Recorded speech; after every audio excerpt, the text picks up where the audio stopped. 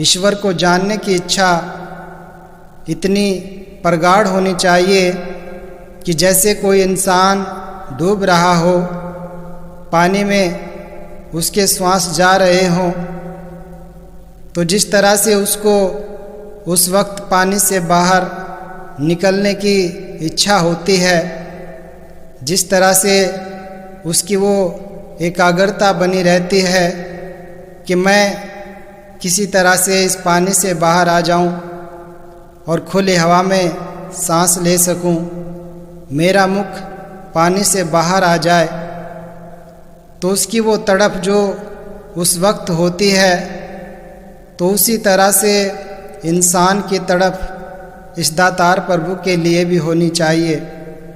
इसी तरह से इस भवसागर से पार होने की इच्छा इंसान के मन में होनी चाहिए। लेकिन आत्मा को परमात्मा की जो प्यास है, उस तरफ तो इंसान का ध्यान ही नहीं जाता है। और अगर शरीर को पानी की प्यास लगती है तो इंसान एक गली में पहुंचता है और कहता है कि भाई मुझे बड़े ज़ोरों से प्यास लगी है, कृपा करके बताइए कि मुझे पानी कहाँ पर मिलेगा। तो कोई उसको बता देता है कि ये गली जहाँ पर तुम खड़े हो, तो ये आगे जाकर दाहिने मुड़ती है, वहीं पर नल लगा हुआ है, तो वहीं पर आपको पानी मिल जाएगा। तो इंसान वहाँ पर पहुँचता है और नल खोलता है, लेकिन एक भी बूंद पानी नहीं निकलता है। तो क्या तब वो वहीं पर ठहर जाता है? नहीं, वो फिर किसी से पूछता है और फिर कोई बता देता है कि थोड़ा आगे चले जाओ, वहाँ पर भी एक और नल लगा हुआ है, वहाँ पर तुमको पानी मिल जाएगा। तो वो वहाँ पर भी जाता है और वहाँ भी उसको पानी नहीं मिल पाता है। तो तब भी क्या वो वहीं पर बैठ जाता है और वो क्या यही कहता है कि मैं इतना चलकर आ गया हूँ, मुझे तो यहाँ पानी नहीं मिला, तो मैं बस यहीं बैठ जाता हूँ। तो प्यास उसके मन को तड़पाती रहती है और वो तब तक तड़पाती रहती है जब तक उसे पानी नहीं मिल जाता है। फिर चाहे उसको वहाँ से कोई भागने के लिए कहे या चाहे आंधी चल रही हो, पर उसे तो पानी ढूंढना है, क्योंकि उसे पानी की तड़प है, उसे पानी की प्यास है। और जब तक उसकी वो प्यास नहीं बुझेगी तो तब तक उसके मन में वो बेचैनी लगातार बनी रहेगी।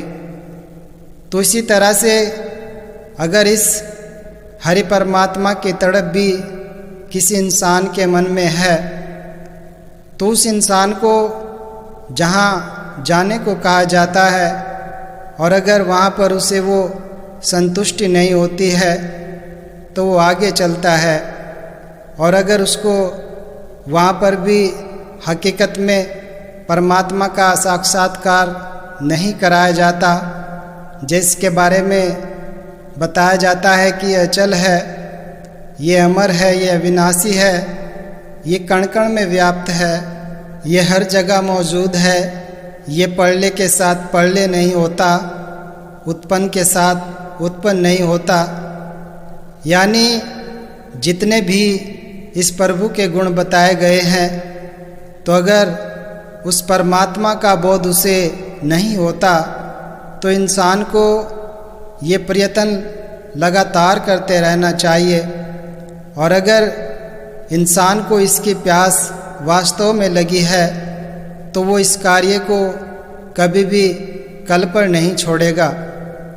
क्योंकि अगर मुझे अभी प्यास लगी है, अभी मुझे भूख लगी है, तो क्या मैं कह दूंगा कि अभी मुझे समय नहीं है, मैं कल खा लूँगा या मैं परसों पानी पी लूँगा?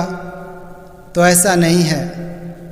क्योंकि जिसे वास्तव में भूख लगी होती है या प्यास लगी होती है तो थोड़ा सा समय व्यतीत होते ही उसका गला सूखना शुरू हो जाता है, उसके पेट में दर्द होना शुरू हो जाता है, उसका जी मिचलाना शुरू हो जाता है। तो इसी तरह से इंसान को भी अगर वास्तव में परमात्मा की भूख है, अगर वास्तव में परमात्मा की प्यास है, तो वो हमेशा परमात्मा की तरफ अपने कदम बढ़ाएगा। वो इसे कभी भूलने नहीं देगा, वो कभी इसको बिसारने नहीं देगा।